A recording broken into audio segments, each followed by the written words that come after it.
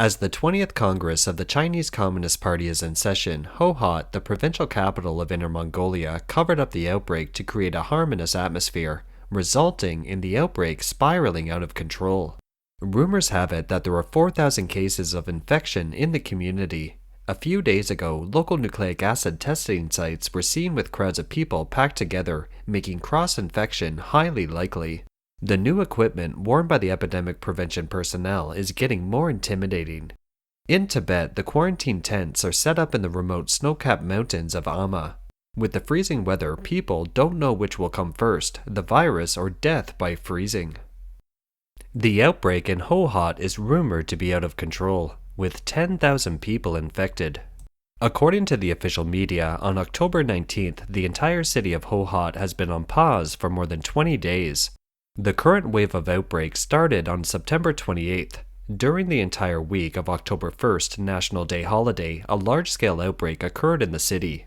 Dabai, the epidemic prevention workers, have to rush to the testing site at around 4:30 a.m. every day to disinfect the place, and in the afternoon they will accompany the medical staff to enter people's homes for disinfection.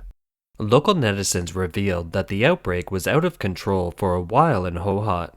Before the pause button was pressed, scary scenes of nucleic acid testing sites were seen in the city.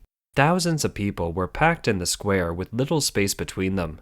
It was hard to keep safely distanced and avoid massive cross-infection.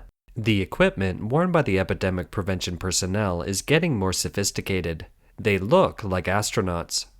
The authorities have been sending out buses in the middle of the night to take away residents for quarantine, and many have been dragged away. No one knows how many buses there were, as the bus lineup saw no end.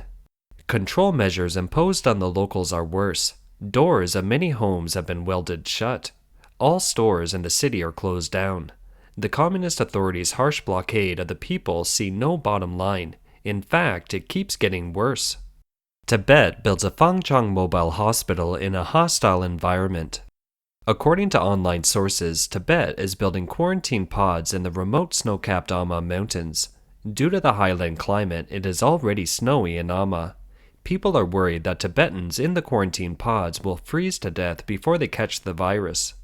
A representative of the Tibetan government in exile in Taiwan said, "From other densely populated places, people are transported to those very remote and cold places, and they are locked up in the huts, just like the Soviet Union used to deport people to the very cold areas of Siberia.